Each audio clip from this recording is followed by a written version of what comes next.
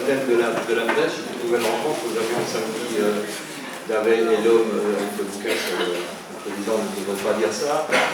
Nous aurons Serge Raffi et Michel Cotta jeudi.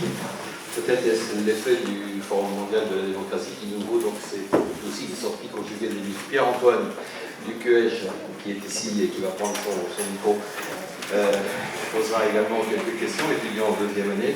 Je sais qu'il y a d'autres étudiants du QH. Nous accueillons Aude Lancelin, Le Monde Libre, et Laurent Mauduit pour Main Basse sur l'information. Alors ces deux livres sont assez différents l'un de l'autre, mais en attendant, ils portent leur regard tous les deux sur ce même monde qui est celui de la presse. On va peut-être commencer par vous, Laurent. Vous brossez le portrait de l'information en France, et le moins qu'on puisse dire, après avoir refermé ce livre, en tout cas, du moins pour ceux qui n'en sauraient rien, ce qui est quand même assez hautement improbable, le moins qu'on puisse dire, c'est que ça paraît quand même relativement qualifiant, c'est ensuite ce que vous dites.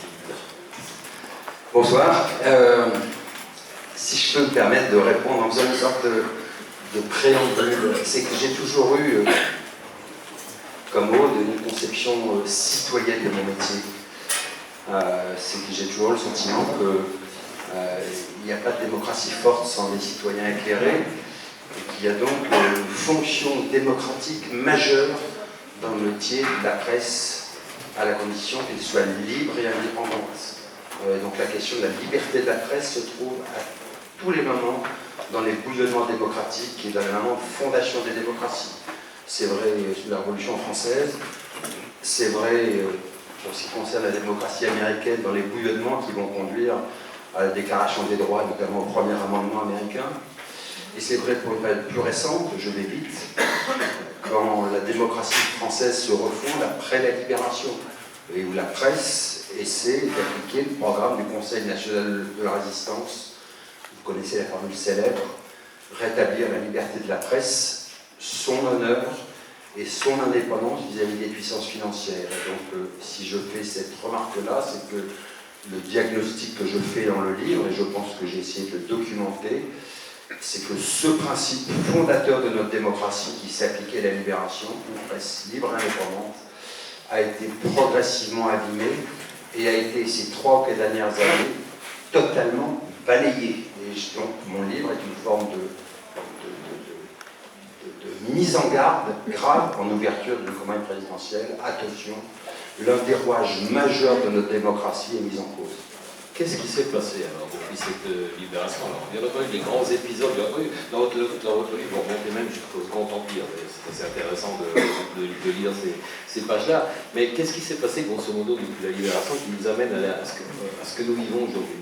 Donc à la libération, il y a un consensus. Le Conseil national de la résistance édicte un principe, une presse libre, oui, sans laquelle il n'y a pas de démocratie, et donc toute la presse à la libération cherche à mettre en pratique ce qu'est la recommandation du CNR, et pas seulement du CNR, de beaucoup d'intellectuels. Je vous renvoie notamment, et je le cite dans le livre, aux éditoriaux enflammés d'Albert Camus de 44 à 47, où il défend ce principe avec des formules: mieux vaut une presse pauvre et libre qu'une presse pauvre, riche et asservie.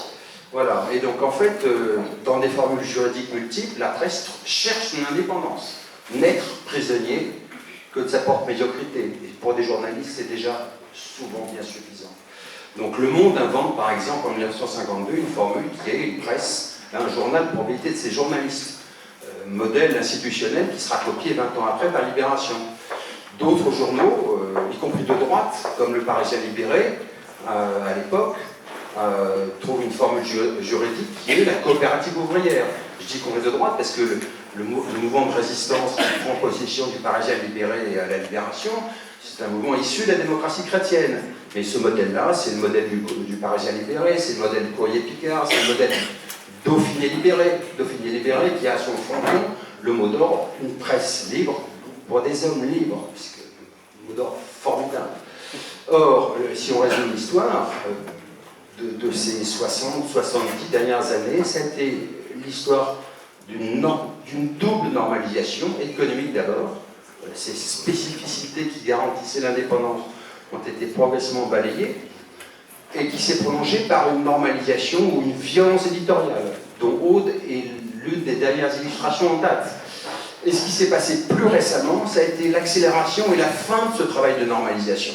Ce qu'on a vécu avec les opérations Drahi, qui croquent Libération, l'Express, puis ensuite RMC, BFM TV, etc. Avec le groupe. On va peut-être dire c'est le patron de SFR, hein, pour patron de SFR à tout le monde. Voilà. Avec les opérations en cascade du tandem, du trio Xavier Niel, Mathieu Pigasse et Pierre Berger, donc d'autres milliardaires dans d'autres formes de capitalisme, qui rachètent d'abord le groupe Le Monde, donc Le Monde perd son indépendance, définitivement, en 2010, puis ensuite il croque l'Obs, tout en disant, regardez, nous, on ne violentera personne. L'exemple d'Aude montre bien la gravité des faits, mais elle en parlera mieux que moi, pas seulement pour l'Obs, c'est-à-dire en termes de précédent pour Le Monde, c'est une gravité terrible, puisque maintenant c'est le même groupe, ce sont les mêmes HLR, et puis Bolloré qui croque Canal. Et donc la nouveauté, enfin, le fait très marquant de ce qu'on a vécu, c'est que ça achève un processus de normalisation d'une presse asservie, et donc c'est très grave pour la démocratie. Et l'une des conséquences, c'est une forme de désinhibition de la part de ces milliardaires qui possèdent dans la presse, pensant que, comme ils peuvent tout acheter, ils peuvent aussi tout se permettre. Et la nouveauté de ce que l'on vit, c'est une violence éditoriale contre quoi? Ben, contre le droit de savoir des citoyens. Si je dis ça, c'est l'exemple terrible, abject de e-télévision. Vincent Bolloré qui incarne une forme de capitalisme assez particulier. C'est le capitalisme néocolonial français. Il construit sa fortune autour d'une banque, qui est la banque Rivaux, qui était la banque du RPR et de la France-Afrique. Il rêve pendant des années de croquer une grande chaîne de télévision, donc il fait une OPA en 96 pour essayer de croquer Bouygues, parce qu'il a ce rêve de mettre la main sur le TF1. Il n'y arrive pas, mais finalement il y arrivera par des spéculations complexes que je raconte dans le livre. Il arrivera à mettre la main sur Vivendi, à devenir le premier actionnaire de Vivendi, donc à prendre le contrôle de Canal, donc de prendre le contrôle de sa filiale iTélé. Et comment se comporte-t-il? On est dans un système tyrannique. Tyrannique, si je peux juste dire un mot sur iTélé, tout de suite, que fait-il quand il prend possession d'iTélé? Lui, patron d'un groupe issu du colonialisme français, il place à la tête d'iTélé un jeune homme, Guillaume Zeller, qui est le petit-fils d'Adrien Zeller, l'un des 4 généraux putschistes de la guerre d'Algérie. Pas le nôtre. Non, pardon? Pas le nôtre. En Alsace, on a eu un président qui fut brièvement ministre, très bon président de la région Alsace, décédé, donc qui s'appelait Adrien Zeller. Je le précise tout de suite parce qu'ici, les Alsaciens sont les nerfs vifs des fois, vous savez. Donc, petit Adrien Zeller, du putschiste de Zeller, mais nul n'est responsable de ses ascendants. Sauf que ce Guillaume Zeller revendique ce legs intellectuel, puisqu'il écrit sur le blog de Robert Ménard, Boulevard Voltaire, des billets de blog pour réhabiliter Paul Ossarès, le général qui a fait la torture en Algérie. Voilà. Violence terrible, et ça va jusqu'où, à ce que vous connaissez actuellement, où il essaie de violer une rédaction pour imposer un dénommé Morandini, qui est mis en examen pour corruption aggravée de mineurs. Voilà, et il refuse l'adoption d'une charte éthique. Donc c'est, comment vous dire, moi dans mon livre je dis que ce que l'on vit, c'est le retour à la presse du comité des forges, de la presse affairiste, précisément avec laquelle ceux qui ont libéré la France voulaient rompre, parce que si le CNR dit il faut tourner la page de la presse inféodée aux puissances financières, c'était pas seulement pour rompre la page de la presse collabo de la guerre, c'était pour ne pas retomber dans la presse corrompue d'entre-deux-guerres. Et je fais un chapitre sur la presse corrompue pour montrer la gravité, mais je regarde bien qu'à iTélé, Bolloré ou son représentant demande que les journalistes répondent aux sollicitations de la publicité. Alors que c'est contraire à tous les principes éthiques et déontologiques. J'ai l'article 9 de la charte de Munich, les journalistes, auxquels ont adhéré tous les syndicats de journalistes de la planète, dit ne jamais mélanger l'information et la publicité. Il faut dire que le directeur général d'ITélé est aussi le directeur de fait de la rédaction. Ça aide. Voilà, donc il gère à la fois la publicité. Voilà. Donc c'est la muraille de Chine qui devrait exister entre la publicité et une rédaction, la muraille de Chine qui devrait exister entre les actionnaires. Voilà, cette muraille s'est effondrée, donc on vit des temps qui me semblent gravissime, parce que les victimes, c'est vous, ce sont des citoyens. Et donc l'ambition de mon livre était, en période pré-présidentielle, d'essayer de forcer, de pousser à l'agenda du débat public cette question majeure. Et c'est le point commun que j'ai avec Aude. Son livre, qui lui est différent, invite aussi à cette réflexion. Pierre-Antoine, il faut savoir couper la parole en radio que tu vas faire bientôt, en homme de radio qui va être, couper la parole. Aude Lancelin, vous avez longtemps travaillé à l'Obs, la violence auquel Laurent Mauduit il y a quelques instants, vous l'avez vécue, vous l'avez quitté donc en juillet dernier. Qu'est-ce qui s'est passé? Qu'est-ce qui s'est passé? Qu'est-ce qui s'est passé? Il s'est passé certainement une connexion de la pire espèce entre politique et actionnariat privé.